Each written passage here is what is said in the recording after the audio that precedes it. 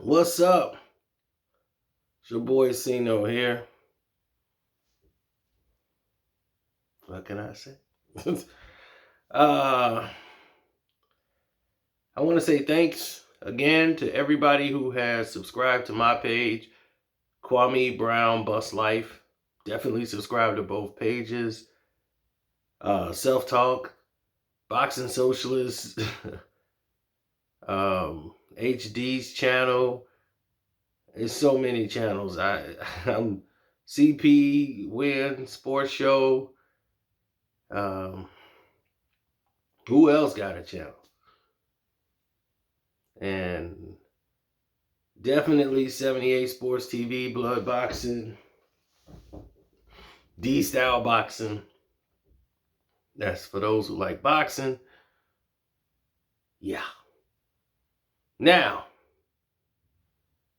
let's get into why we're here, ladies and gentlemen. We are here because Haitian Jack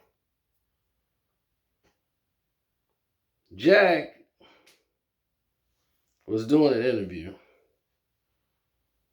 And in this interview, Jack decided it'd be in his best interest if he was just to bring up Tupac and the whole panel. He was on a podcast thing, and Jack is starting to talk more and more. And the more he's talking, he's sounding a bit arrogant, a bit like he just didn't give a damn.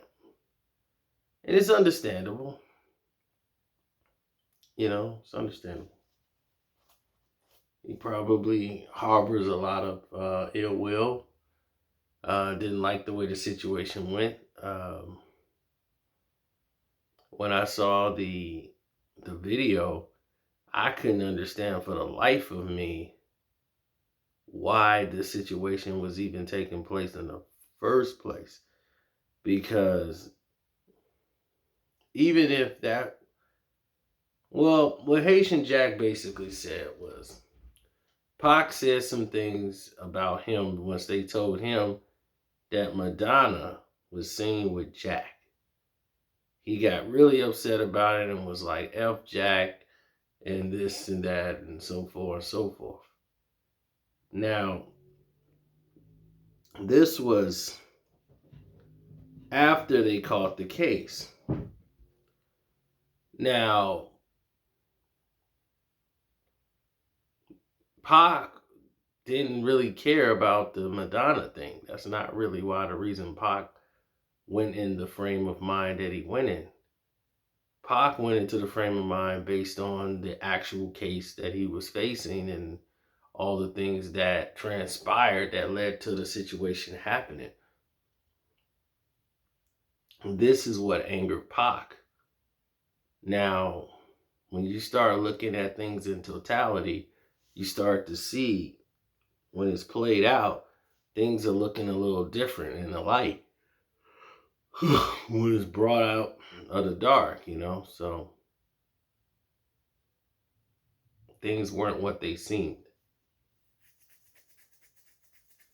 So when Pac went to the Daily News and gave the speech, because he was actually in a club and was coming out, and somebody from the Daily News was asking him about the case or whatever, and he just went all off, told him like basically all these rappers had them under extortion, and Jack was extorting these dudes and everything else.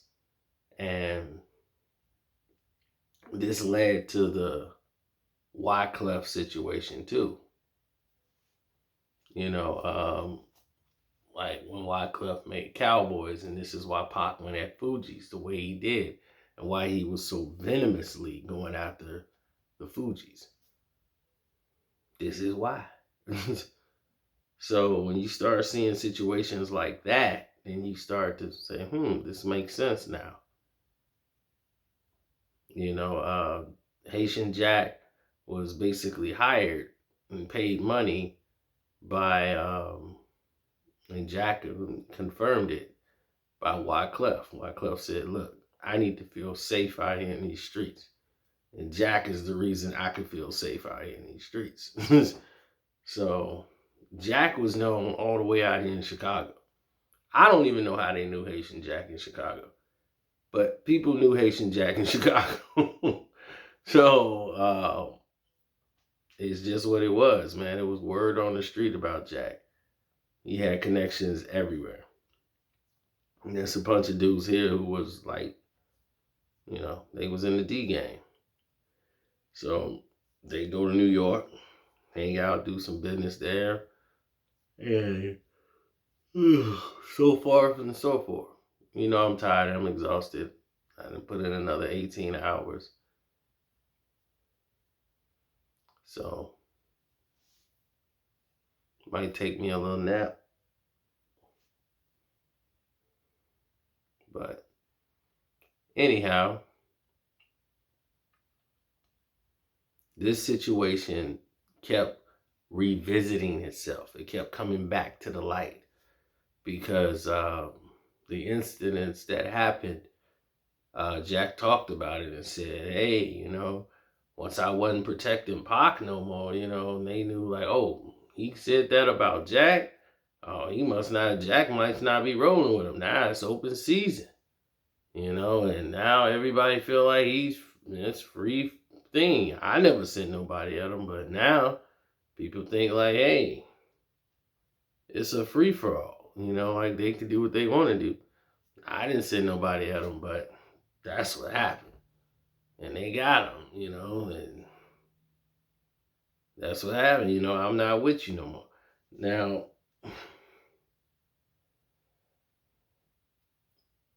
the way Jack says it, and the way he's eluding confidence, and the way I'm hearing about it, and the people that was normally involved in the situation who did it, they all go back to Jack or have some type of connection with Jack. So we ain't gonna say their names, but they seem to have a connection with Jack. And knowing how serious of a person Jack was and how much respect was garnered to Jack on the East Coast, that it was very weird to me, very strange that he would even talk about this. Because even if Jack didn't order it, let's say Jack didn't say, go get him or whatever, who would dare roll with you, be affiliated with you, roguely go ahead and feel it's okay to do whatever they wanted to do to Pop without you okaying that? Just go rogue? That's a hell of a belief. Because from the person I've heard about, rogue activity would not have been taken very lightly.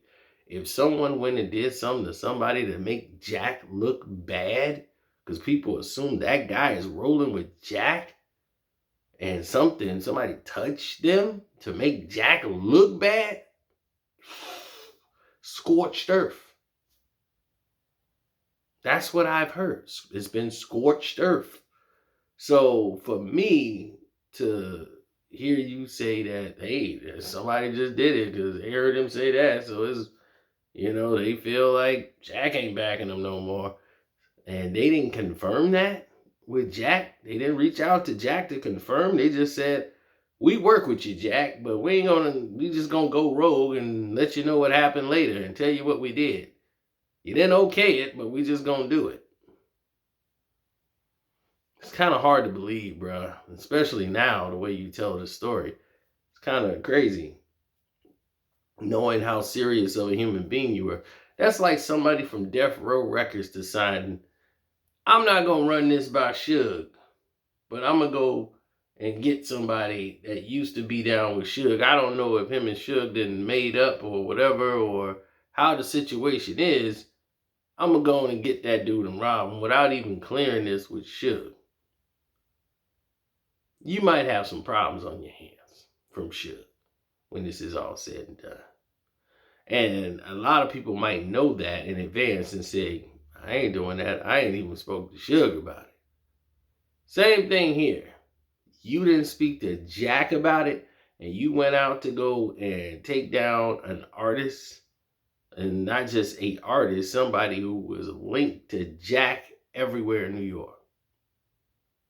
Him and Jack was all the way out there.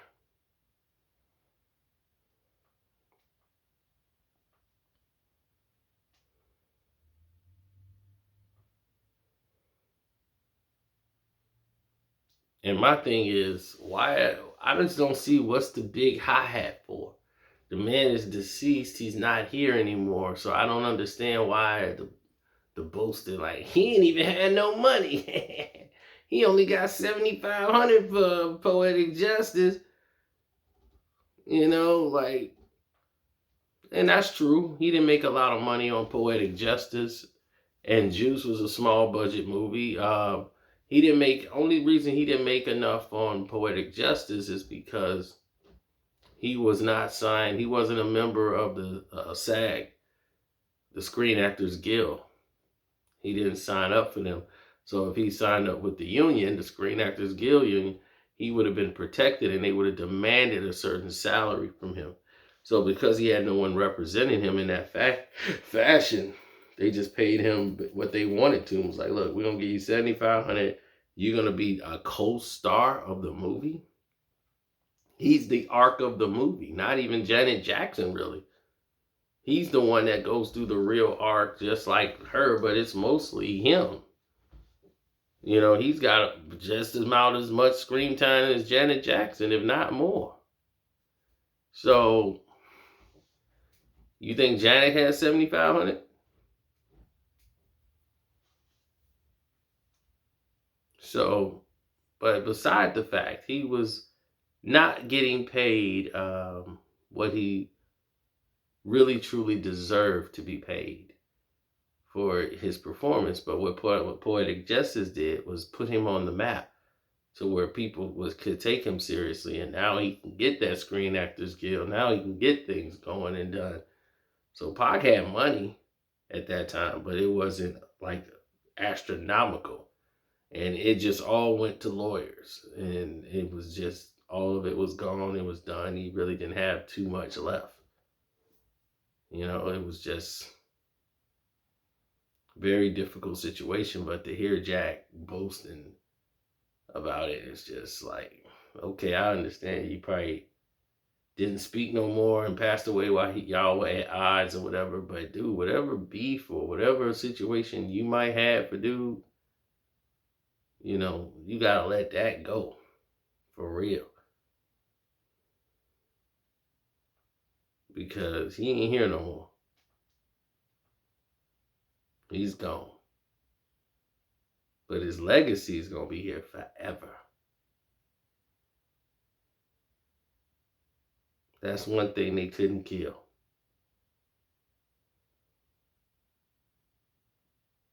So just let that sink in. Haitian Jack was, man, I mean, he was the man in New York. For real, he was the man in New York. Mostly for him, Jack was mostly respected. He was more like a James Prince type. He was more respected. He kept artists safe when they traveled to New York. Like, certain people want protection. Some people needed to have Jack because other people was extorting them and saying, hey man, I need some protection out here. And people told me to come to you. People was recommending Jack, because Jack knew what the entertainers want. He knew that he go to the right clubs. Jack damn near owned the club. You need girls, Jack got girls. So he was the Jack of all trades, man. And you know what I'm saying? The people that I know that dealt with them and knew Jack always said he was a straight up good dude, man. So, but to see this interview, man, it was like, man, it was like he was talking like the guy was still around or something. It's just like, dude, that thing's over now. Whatever thing y'all got, just let it go. Because the more you talk, the more it make it look like you knew what went down. So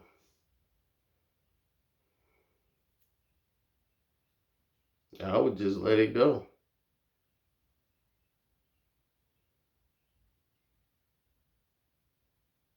So don't forget to like this video, subscribe to the page if you hadn't, and I'm trying to get some sleep. All right, God bless you guys, and good night.